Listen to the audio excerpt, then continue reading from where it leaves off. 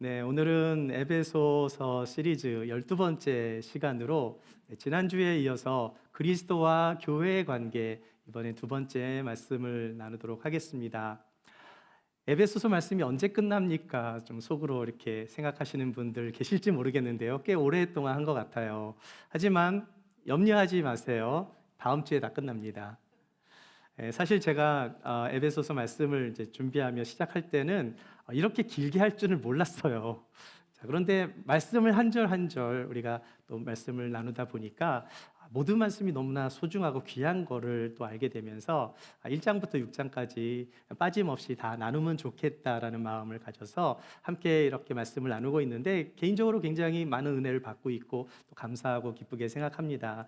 이제 오늘과 다음 주면 이제 다 마무리가 되기 때문에 마지막까지 우리가 하나님의 말씀을 하나도 놓치지 않고 우리가 다 소화하고 또 은혜 받는 시간이 되면 좋을 것 같습니다. 캘리포니아에서 사역을 하는 목회자나 상담가들은요, 반드시 알아야 하는 캘리포니아 로가 있어요. 법이 있는데 보통 카운셀러나 또 목회자는요, 이 상담을 요청한 사람의 비밀을 지켜주어야 하잖아요. 그런데 상담 내용이 요 다음과 같은 요 세 가지 조항에 걸리면 비밀 유지를 하면 안 되고 반드시 보고해야 할 의무가 있어요. 그 첫 번째는 아동학대입니다. 그리고 두 번째는 노인 및 의존 성인 학대, 그리고 세 번째는 자해 또는 타해 위험, 자살 충동이 있다든지 누구를 살해할 마음이 있다든지 이런 상담을 받잖아요. 그러면은 보고를 해야 돼요. 그렇지 않으면은 목회자가 잘못하면은 수감될 수도 있는 거예요. 만약 목회자나 상담가가 이 세 가지 캐러고리 중에 한 가지라도 알게 되었는데 이것이 그냥 단순이 아니라 그냥 계속 지속되고 이게 매우 심각하다라고 생각이 되면 어떻게 해야 되냐? 목회자를 할지라도 반드시 신고를 해야 하는 거예요. 그 이유는 비밀을 지키는 것보다 생명과 보호가 더 안전이 되고 우선이 되기 때문입니다. 왜 이런 법이 생겼는가? 사실 우리가 생각하는 것보다 이 위에 이 세 가지 일들이 너무 많이 벌어지고 있기 때문에 그런 거예요. 자, 여러분 해마다 이 차일드 어뷰즈, 아동학대 신고가 얼마나 들어올 것 같으세요? 연간 40만 건이 넘어요. 미국 전체가 아니라 캘리포니아 주에서만. 노인학대는 연간 20만 건 이상이 그런 신고가 들어오고 있습니다. 물론 신고가 들어왔다고 해서 이게 다 문제가 있는 건 아니고요. 의심이 있어 신고하는 경우도 많지만 대략 15%에서 20% 정도가 실제 학대가 이루어지는 걸로 확인이 되고 있는데요. 15%에서 20%가 절대 적은 숫자가 아니에요. 실제로 아동학대가 4만에서 5만 건이나 될 만큼 심각하고요. 또 신고가 되지 않은 그런 일들은 더 많기 때문에 그래서 이런 법이 생긴 겁니다. 보호하기 위해서죠. 자, 그래서 우리 주변에 아동학대라든지 또 배우자 학대, 노인학대, 자해라든지 자살 충동 이런 분들을 알고 계신 분들이 있으면 지체하지 마시고 또 전화 제 아내에게 상담을 받게 하고 또 도움을 받을 수 있는 그런 것 저희가 드릴 수 있으니까요. 우리가 해결할 수 없는 심각한 문제들은 또 전문가와 연결해 드릴 수도 있기 때문에 상담을 받는 것을 권유드립니다. 우리가 살고 있는 이 현대 사회에도 이처럼 문제가 많은데요.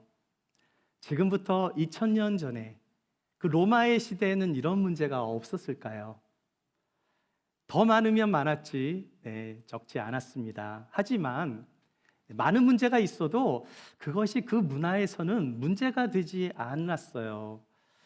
사실 남성들에 의해 만들어진 법은 남성 중심으로 사회가 돌아가고 있었기 때문에 아버지는요, 자녀의 생사권을 가지고 그런 결정을 할 수 있는 권한도 있었고 또 주인은 이 종의 삶을 마음대로 다룰 수 있었던 그런 시대였습니다. 그러니까 로마의 그 사회가 우리가 그냥 겉으로 보면은 법도 있고 질서도 있고 그랬지만 정의를 외치는 것 같지만 그 정의가 모든 사람을 위한 정의는 아니었어요. 로마의 시민권을 가진 사람들을 위해서 해당하는 정의였고 또 힘과 권력이 있는 사람들에게 항상 유리하게 적용되는 그런 정의였습니다. 따라서 힘이 곧 선이고 힘이 곧 정의였던 그런 사회였어요. 그러니까 나약한 인간에 대해서는 자식이라 할지라도 뭐 밖에 내다버리기도 했습니다. 특히 뭐 병에 들었거나 장애인으로 태어난 아이들은 사람 취급을 아예 받지를 못하는 경우가 많았고요. 또한 종들은 법적으로 사람이 아니라 재산으로 취급되었고, 아이들 역시 독립적인 인격 체라기보다는 그냥 가문의 일부로 그렇게 여겨졌습니다. 여러분 팍스 로마나 들어보셨죠? 팍스 로마나, 이것을 직역하면 로마의 평화인데요. 사람을 때리면 어떤 소리가 나죠? 팍 소리가 나잖아요. 그래서 팍스 로마나는 이게 팍 때려서 만든 평화. 그러니까 힘이 지배하는 평화가 뭐예요? 팍스 로마나. 이 로마 시대의 국가적 가치가 바로 힘에 의해서 지배되는 이 팍스 로마나였는데, 가정에도 평화가 유지되려면 어떻게 해야겠습니까? 가정이라고 해서 예외가 아니었던 거예요. 국가와 가족은 항상 같은 문화 안에서 있었기 때문에 가족 안에서도 억압을 받거나 또 이 복종을 시켜서 그렇게 만드는 평화, 그런 시대 속에서 살아갔던 그 로마 시대의 자녀들을 한번 생각해 보세요. 원래 사회라는 것이 오랫동안 그 문화 안에 동화되어 버리면, 살게 되면 그것이 그냥 노멀이 돼 버리는 거예요. 여러분 1990년도에 세계에서 제일 가난한 나라 중에 하나였던 방글라데시에 사는 사람들의 행복 지수가 세계에서 가장 높았던 적도 있었어요. 왜 그런 걸까? 방글라데시 사람들이잖아요. 힘들어도 방글방글 거리니까 얼마나 행복합니까? 사실 다 못 살면 그것이 노멀이에요. 이 행복은 절대적인 게 아니라 상대적일 수 있는 거죠. 다 같이 못 살면 그 안에서 행복할 수 있는 것입니다. 제가 미국에 처음 왔을 때 제가 이제 랭귀지 스쿨을 다녔는데, 이란에서 온 20세 된 자매가 있었어요. 자, 그런데 이 어린 자매가 알고 보니까 유부녀였어요. 자기보다 5살 많은 그 사촌 오빠랑 결혼을 한 것인데, 이슬람권에서는 사촌들끼리도 결혼을 시킵니다. 이 자매는 정말 20세 치고도 굉장히 소녀 같은 자매였는데 이쁘게 생겼고요. 이 남편인 사촌 오빠는 막 우락부락하고 막 뚱뚱하고 누가 봐도 아저씨 같았어요. 둘이 너무나 안 어울렸는데 양가 부모의 결정에 의해서 결혼한 자매였어요. 제가 물어봤습니다. 이슬람권에서는 부모가 시키는 대로 결혼을 해야 하고, 또 만약 남편이 뭐 새 아내를 얻어도 괜찮냐고 제가 좀 조심스럽게 물어보면서 이게 너무 언페어하지 않냐, 그렇게 제가 물어봤는데요. 뜻밖의 대답을 들었어요. 자기 나라에서는 그게 너무나 당연한 일이기 때문에 자기는 언페어하게 생각하지 않는다라고 말을 하더라고요. 그리고 사실 제가 이렇게 직접적으로 물어보면 조금 무례한 걸 수도 있는데, 그럼 별로 기분 나빠하지도 않았습니다. 그때가 벌써 30년 전의 일이에요. 얼마 되지 않은 일입니다. 하지만 지금의 이란은 또 그때와 많이 바뀌었기 때문에 요즘에 뭐 이란의 MZ 세대들은 뭐 그렇게 생각하지는 않는 것 같아요. 불과 30년 전까지만 해도 자녀는 부모가 이렇게 정해주는 결혼을 해야 될 정도였는데, 지금부터 2000년 전의 그 로마의 시대를 한번 상상해 보세요. 그런 문화권에서 자라서 결혼하고 또 아이를 낳고 같은 방식으로 양육을 했던 그런 사회에서 자라난 자녀들의 인권은 그렇게 중요하지 않았다라는 거예요. 자, 지금 에베소 교회는 이 로마 문화권에 있었던 교회잖아요. 유대인 그리스도인들보다 헬라파 그리스도인들이 더 많았던 그런 교회가 에베소 교회입니다. 지금 사도 바울은 이 에베소 교회의 교인들에게 오늘 본문을 통해서 부모와 자녀와의 관계, 그리고 주인과 노예와의 관계를 그리스도와 교회와의 관계를 비교하면서 설명하고 있는 거예요. 당시 문화에서 자녀가 부모에게 순종하는 것은 마땅하고 당연한 겁니다. 당시 문화에서 생사를 누가 쥐고 있었어요? 부모가 쥐고 있었기 때문에 당연한 거였어요. 그런데 그렇게 당연한 것이지만 지금 뭐 부탁을 해야 하는 것도 아니잖아요. 하지만 사도 바울은 여기에 많은 의미를 부여하고 있는 거예요. 그것이 무엇입니까? 주 안에서라는 단어예요. 자녀들은 주 안에서, 다시 말해서 주님의 뜻 안에서 부모에게 순종해야 한다, 이렇게 말씀하고 있는 거예요. 저는 오늘 여러분에게 두 가지만 오늘 크게 나눌 텐데, 첫 번째로 나눌 말씀 같이 한번 읽어보겠습니다. 시작. 주 안에서 자녀들은 부모에게 순종해야 합니다. 우리 1절 말씀 같이 한번 읽어볼까요? 시작. 자녀들아, 주 안에서 너희 부모에게 순종하라. 이것이 옳으니라.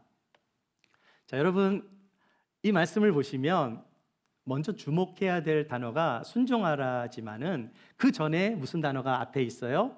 주 안에서라는 단어가 먼저 시작이 됩니다.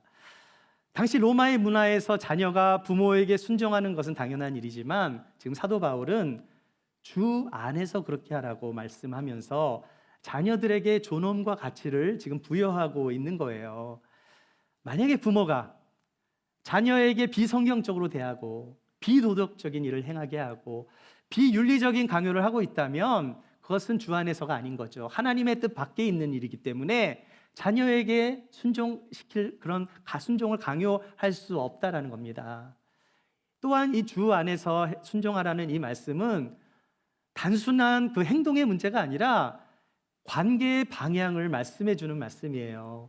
다시 말해서 자녀가 부모에게 순종해야 하는 이유는 단지 부모의 권위 때문만이 아니라 그리스도와 교회의 관계에서 이 말씀을 하고 있다라는 거예요. 따라서 부모는 주 안에서 자녀를 올바르게 양육하고 또 자녀들도 그리스도 안에서 주 안에서 마땅히 부모에게 순종을 해야 하는 것입니다. 자, 그런데 자녀가 부모에게 순종하는 유익에 대해서 그 다음 절에 이렇게 말씀하고 있어요. 같이 한번 읽어보겠습니다. 시작.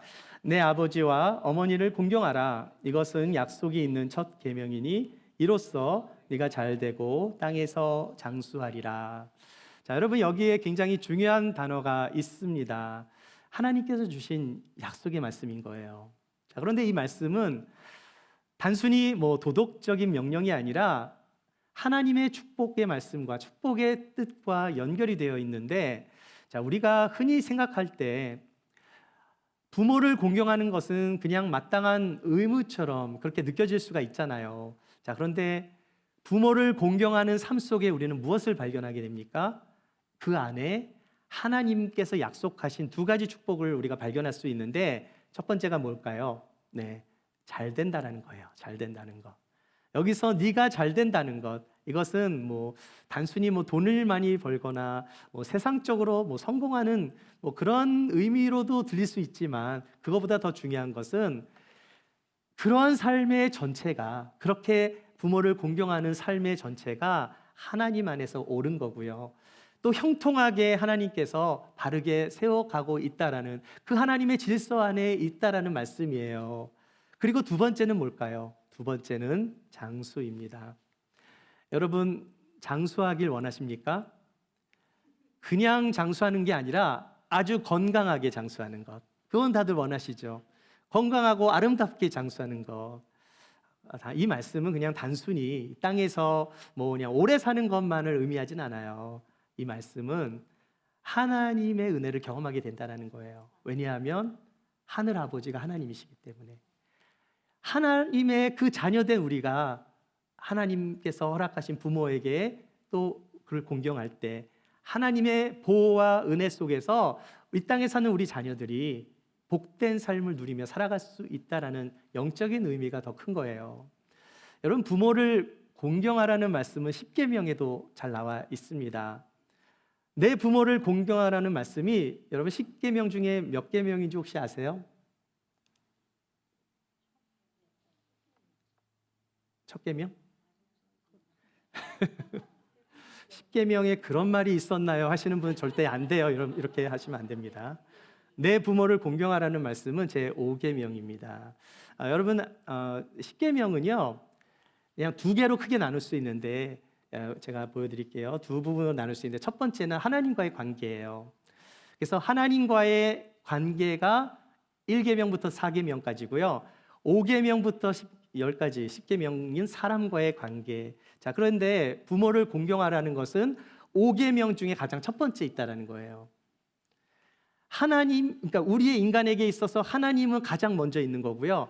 그 5계명 중에서 5계명부터 10계명 중에서는 부모를 가장 앞에 두고 있는 것입니다. 자, 그래서 우리는 부모와 자식 간의 관계에서 하나님과 자녀된 우리와의 관계를 볼 수 있어야 해요. 그러니까 나를 낳아주신 피지컬한 부모님이 있지만 우리의 진정한 아버지는 하나님 아버지가 되는 거죠. 하나님과 자녀된 우리의 관계 속에서 우리가 하나님을 경외하잖아요. 우리가 예배를 드리고, 그런데 우리를 낳아준 부모를 공경하는 것이 마땅하다, 이렇게 말씀하고 있습니다. 자, 그럼 우리가 공경이 무엇인가를 한번 살펴보도록 할게요. 자, 공경이라는 것은 히브리어로 카보드입니다. 자, 여기서 이 공경이라는 히브리어가 카보드인데 한번 따라해 보시죠. 카보드. 네. 자, 그런데 이 단어는요, 원어가 카바드에서 온 거예요. 카바드. 카바드라는 것은 무겁다라는 의미가 있어요. 커버드 캘리포니아가 아니고 카바드에서 온 겁니다. 카바드. 무겁게 여기다, 가치 있게 여기다라는 뜻이에요. 자, 그러니까 무슨 말씀이죠? 부모의 말을 가볍게 여기는 게 아니라 무겁게 여기고 그 부모의 존재를 귀하게 여기라는 말씀이에요. 따라서 부모를 공경하는 것은 단지 나를 낳아주신 분이기 때문에 우리가 공경하는 그런 의미도 있겠지만 더 중요한 건 무엇입니까? 하나님을 향한 그런 깊은 신앙이 뿌리를 잡고 있어야 이게 가능하다는 거예요. 부모를 존중하는 그 마음속에 무엇이 있는 것입니까? 하나님을 향한 경외심이 그 안에 담겨져 있는 거예요. 사실 부모를 공경하는 자녀치고 이렇게 삶이 막 힘들고 흔들리는 경우를 많이 보지 못한 것 같아요. 분명한 것은 부모를 공경하는 사람 안에는 이미 귀한 신앙이 자리를 잡고 있다는 사실이에요. 왜 그렇습니까? 사도 바울이 에베소 교회에 이 말씀을 했을 때는요, 그냥 에베소 사람 모두에게 한 말씀이 아니에요. 교회에 하신 말씀이잖아요. 교회가 무엇입니까? 이미 예수님을 믿어서 예배를 드리고 있는 사람에게 주시는 말씀이잖아요. 그렇기 때문에 이 말씀은 우리에게 주시는 말씀도 되는 거예요. 믿음의 사람들에게 주신 말씀입니다. 따라서 부모를 공경하고 사랑하는 것은 하나님의 뜻인 거예요. 그렇게 이 땅에서 우리를 낳아주신 하나님, 부모님뿐만이 아니라 그 부모와 자녀와의 관계 속에서 하나님과 자녀된 우리들의 모습을 보면서 부모를 사랑하고 공경할 수 있는 저와 여러분이 되시기를 축복합니다. 자, 그런데 부모에게는 자녀보다 더 큰 책임이 따르는 거예요. 우리 4절 말씀 같이 한번 읽어볼까요? 시작. 또 아비들아, 너의 자녀를 노엽게 하지 말고 오직 주의 교훈과 훈계로 양육하라. 여기서 아비드라라고 말씀하고 있지만 이것은 단지 아버지만 해당하는 것이 아니라 부모 전체에게 주시는 말씀인데요. 하나님께서 부모에게 금하신 명령이 있습니다. 무엇입니까? 자녀들을 노엽게 하지 말라는 거예요. 이것은 단지 그냥 화를 내지 말라는 이 정도가 아닙니다. 자녀의 마음을 헤아려야 한다라는 말씀이에요. 자녀의 마음을 상하게 하거나 지속적으로 분노를 쌓게 만들거나 괴롭히거나 좌절되거나 상처되는 그런 방식으로 대하지 말라는 거예요. 사실 이 말씀, 여러분, 부모의 말 한마디가 자녀에게 사실 굉장한 영향력을 주거든요. 무심코 던진 한마디가 아이의 마음속 깊은 곳에 자리 잡아서요, 그냥 삶의 방향을 결정하게 만들어주기도 하는 거예요. 부모의 말 한마디가 자녀의 미래를 세워가기도 하고 흔들어 놓기도 하는 그런 힘이 있어요. 왜 그럴까요? 여러분, 하나님께서 세상을 창조하실 때 뭘로 창조하셨습니까? 말씀으로 창조하셨잖아요. 우리는 어떻게 지음을 받았죠? 하나님의 형상으로 지음을 받았어요. 하나님의 형상으로 지음을 받은 우리들에게도 말에 권세가 있는 거예요. 따라서 부모의 말 한마디 한마디는 자녀의 자존감을 높이기도 하고 무너뜨리기도 하는 것입니다. 그래서 하나님은 부모에게 더 큰 책임을 맡기신 거예요. 하지만 부모든 자녀든 중요한 게 있어요. 무엇이 중요합니까? 주 안에서 그렇게 하라는 거예요. 주 안에서 순종하고 주 안에서 공경하고 주 안에서 자녀들을 하나님의 뜻대로 양육하는 것, 이것이 하나님의 뜻이고 그리스도와 교회의 관계이고요. 우리에게 주시는 하나님의 말씀인 것입니다. 계속해서 사도 바울은 그리스도와 교회의 관계 속에서 상전과 종의 관계로 말씀을 이어가고 있는데 두 번째 나눌 말씀 같이 한번 읽어볼게요. 시작. 모든 관계의 중심에 그리스도를 중심에 두어야 합니다. 우리 옆에 분과 함께 그리스도를 중심에 두고 살아가세요. 인사 한번 하시죠. 그리스도를 중심에 두고 살아가세요. 우리 5절과 6절 말씀 같이 한번 읽어보겠습니다. 시작. 종들아 두려워하고 떨며 성실한 마음으로 육체의 상전에게 순종하기를 그리스도께 하듯 하라. 눈가림만 하여 사람을 기쁘게 하는 자처럼 하지 말고 그리스도의 종들처럼 마음으로 하나님의 뜻을 행하고. 사도 바울은 상전과 종의 관계에서, 자 여러분 여기 보면 상전이라 그러면 그냥 직장 상사를 의미하는 게 아니라 원어를 보면은요 쿠리오스라고 나오는데 쿠리오스는 주인과 노예를 의미하는 거예요. 이 주인과 노예의 관계에서 그리스도와 교회의 관계를 말씀하고 있어요. 여러분 당시 로마 사회에는 노예가 굉장히 많았습니다. 그러니까 노예의 노동에 의해 의존했던 사회가 로마 시대였어요. 여러분 혹시 들어보셨나요? 모든 길은 로마로 통한다.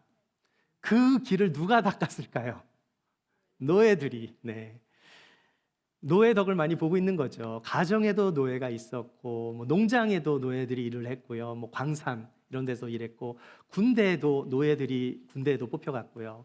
행정에까지 모든 영역에 노예가 존재했는데, 심지어 의사들도 있었고요. 노예 의사, 교사, 회계사, 지식인 그런 노예들도 굉장히 많았어요.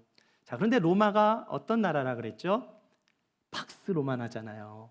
무력과 힘의 지배로 그 나라를 식민화시키는 과정에서 노예들이 계속 생겨나는데 인구의 3분의 1이나 되는 그런 숫자가 노예들이었어요. 그러니까 노예들 가운데는 전쟁에서 포로가 된 노예들도 있었지만 스스로 생계를 위해서 자원해서 노예가 된 사람들도 있었고 너무나 극심한 가난 때문에 어쩔 수 없이 노예로 팔려간 사람들도 있었습니다. 자, 그런데 사도 바울이 주신 이 말씀은 당시 노예제도, 그 노예제도가 좋다 나쁘다 이거를 판단하라고 주신 말씀이 아니고요.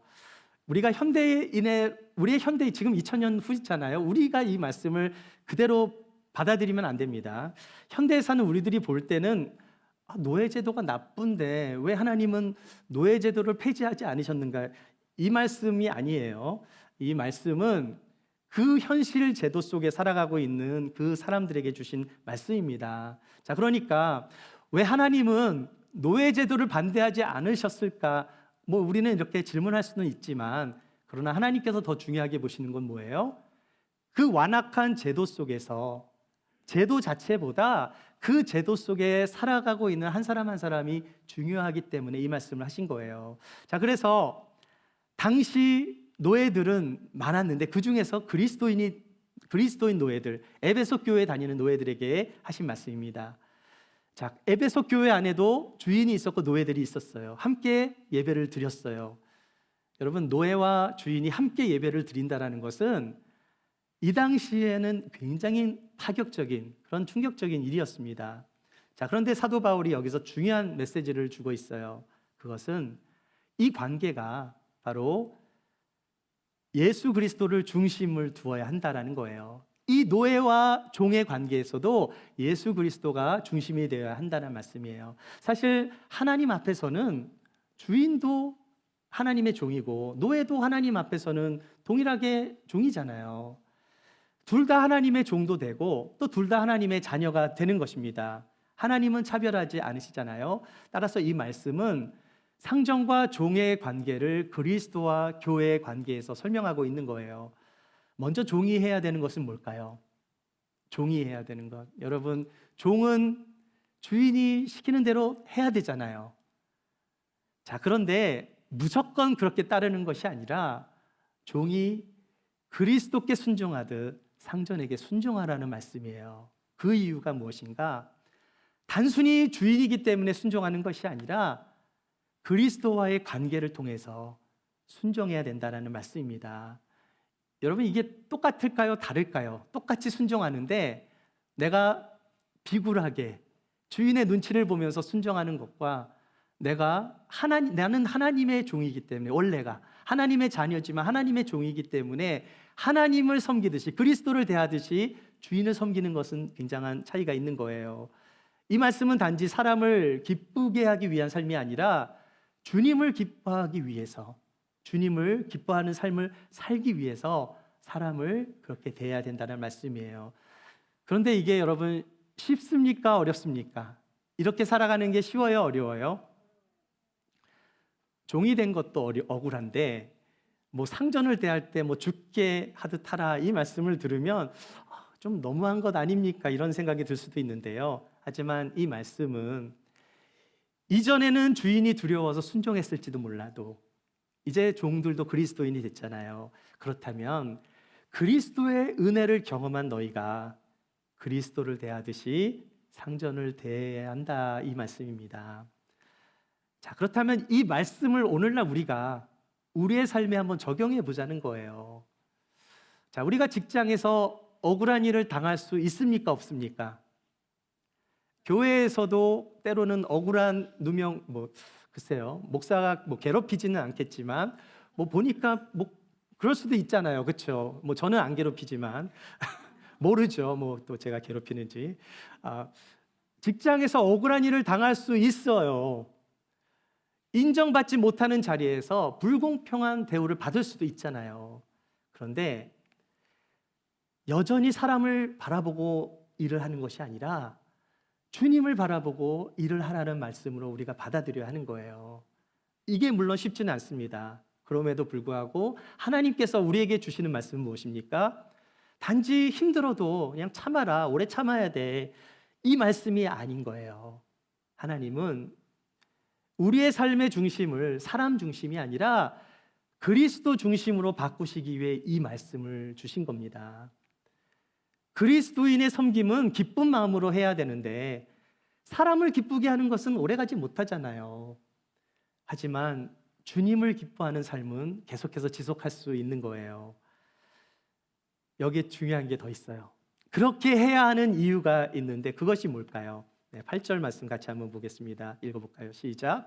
이는 각 사람이 무슨 선을 행하든지 종이나 자유인이나 주께로부터 그대로 받을 줄을 알미라. 무슨 뜻입니까? 하나님께서 갚아주시겠다라는 거예요. 그렇게 살면. 그대로 받는다라는 것은 사람에게 보상을 받는 게 아니라 하나님께로부터 받는 보상을 말씀해요. 이 세상에서는요, 열심히 일을 해도 인정을 받지 못할 때가 있습니다. 노예가 주인에게 잘 보인다 할지라도 인간적으로 최선을 다해 섬겨도요, 주인의 입장에서는 그게 마땅한 겁니다. 노예니까 아무 말 할 수 없는 거잖아요. 자, 그런데 하나님은 다르다는 거예요.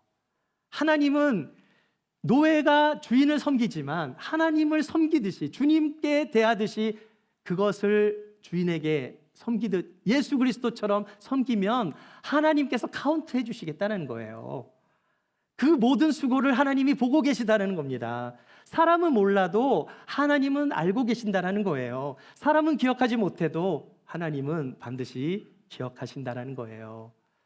그렇다면 만약 우리가 직장에서 또는 사회에서 억울한 상황을 당하거나 때로는 교회 사역에서 그런 일을 당하면 어떻게 하겠습니까? 억울하고 마음이 상해도 우리가 그 일을 피할 수는 없다면, 그만두면 될 수도 있지만 그런 상황이 아니라면, 어차피 우리가 해야 되는 상황이라면 기쁨으로 감당하는 것이 나에게도 유익이 되고 관계 속에서도 더 선한 열매를 맺을 수 있는 거예요. 자, 그런데 중요한 것은 만약 우리가 그 일을 사람을 위해 기쁘게 한다면 그것은 오래가지 못하는 겁니다. 사람은 계속 변하기도 하고 환경도 달라지고요. 인정받는 것도 언제까지나 인정받을 수는 없잖아요. 하나님께서 우리에게 말씀하시는 게 뭘까요? 사람을 위해 일하지 말고 주님을 위해 일해야 된다는 말씀이에요. 사람의 인정을 바라보며 살아가는 것이 아니라 주님의 기쁨을 위해서 살아가라는 말씀입니다. 주님께서 갚아주신답니다. 하나님께서 하신 말씀이에요. 믿으십니까? 자, 그리스도인이라면 이 정도 믿음은 있어야 하는 거예요. 내가 무엇을 하든지 주님께 하듯이 한다면 하나님께서 보상해 주신다라는 말씀, 이 말씀을 믿고 살아가신 여러분 되시길 축복합니다. 자, 그런데 주인과 관계 안에서, 종의 관계 속에서 사도 바울은 종에게만 그것을 요구하고 있지 않다는 사실이에요. 종에게만 죽게 하듯 상전에게 하라는 말씀이 아니고 주인에게도 종을 함부로 대하면 안 된다라고 말씀합니다. 무슨 말씀인가? 마지막으로 우리 9절 말씀 같이 한번 읽어볼게요. 시작. 상전들아, 너희도 그들에게 이와 같이 하고 위협을 그치라. 이는 그들과 너희의 상전이 하늘에 계시고 그에게는 사람을 외모로 취하는 일이 없는 줄 너희가 알미라. 이 말씀의 핵심이 뭐예요? 네가 주인이라 할지라도 갑질하면 안 돼. 이 말씀이에요. 왜 그렇습니까? 하늘 위에 진짜 상전이 있거든요. 네가 주인 같지만 그건 이 땅에서 잠깐 템포러리로 있는 거고 진짜 주인은 따로 있어. 누구예요? 하늘에 계신 하나님이신 거예요. 따라서 노예건 아랫사람이건 함부로 하는 게 아니라 어떻게 해야 되는 거예요? 네, 그렇게 하지 말라는 거죠. 왜 그렇습니까? 하나님이 계시기 때문에 하나님을 두려워하는 마음으로 해야 되는 거예요. 세상에서는 주인이 더 높은 위치에 있고 종은 낮은 위치에 있지만 하나님 앞에서는 종과 주인 모두가 동일한 하나님의 자녀일 뿐입니다. 따라서 상전과 종의 관계에서 우리는 무엇을 배워야 하죠? 모든 관계의 중심은 그리스도를 중심에 두어야 한다는 말씀이에요. 그것이 종이건 상전이건 윗사람이건 아랫사람이건 무엇이 중요합니까? 우리의 모든 관계의 중심에 예수 그리스도를 중심에 두어야 한다는 말씀입니다. 이것이 바로 그리스도와 교회의 관계에서 주시는 하나님의 말씀이에요. 지난주에 우리가 무엇을 나눴습니까? 남편과 아내에 대한 말씀을 나눴잖아요. 그 관계 속에서도 사도 바울이 말씀하고 있는 것은 단순한 순종과 복종의 관계가 아니에요. 그리스도의 자녀된 우리가 주님께 순종하듯이 남편과 아내가 서로 존중하고 서로를 섬길 때 그 가정이 비로소 건강하고 행복한 가정이 된다는 말씀이에요. 자, 그런데 이 원리는 가정에만 적용이 되는 것이 아니라 부모와 자녀의 관계에서도 동일하게 적용이 되고 상전과 종의 관계에서도 동일하게 적용이 되고 지금 우리가 살아가고 있는 우리가 직장에서 일터에서 이웃과의 관계에서 동일하게 적용되는 영적인 원리라는 사실이에요. 그것이 뭐예요? 우리의 모든 관계는 그 중심에 항상 그리스도가 계셔야 한다는 말씀이에요. 그리스도가 중심이 될 때 그것은 억지로 하는 순종이 아니라 기쁨으로 하는 순종이 되고 힘으로 누르는 관계가 아니라 사랑으로 만들어지는 아름다운 세워지는 그런 관계가 되는 것입니다. 따라서 사랑하는 여러분, 여러분의 삶을 좀 돌아봤으면 좋겠어요. 우리의 삶을 좀 돌아봤으면 좋겠습니다. 나는 지금 어떤 기준으로 살아가고 있는가? 사람 중심을 두고 그렇게 사람을 중심에 두고 살아가고 있는가? 아니면 나의 삶이 그리스도를 중심에 두고 살아가고 있는가? 한번 생각해 보세요. 중요한 것은 무엇입니까? 그리스도가 중심이 될 때 우리의 언어가 달라지고 우리의 태도가 달라지고 우리의 관계가 달라지게 될 줄 믿습니다. 5월은 가정의 달이잖아요. 우리 가정이 그리스도를 중심으로 살아가는 가정이 되길 축복합니다. 그리스도께서 죽으심으로 우리가 하나님의 자녀가 되었잖아요. 그리고 오순절 성령의 역사로 교회가 탄생했듯이 그리스도와 교회의 관계 안에서 남편과 아내의 관계, 부모와 자녀와의 관계, 우리의 일터와 이웃과의 관계를 다시 한번 마음에 새기고 항상 예수 그리스도를 우리 마음의 중심에 우선되게 하는 그러한 삶을 살아가시는 저와 여러분이 되시기를 주님의 이름으로 축원합니다.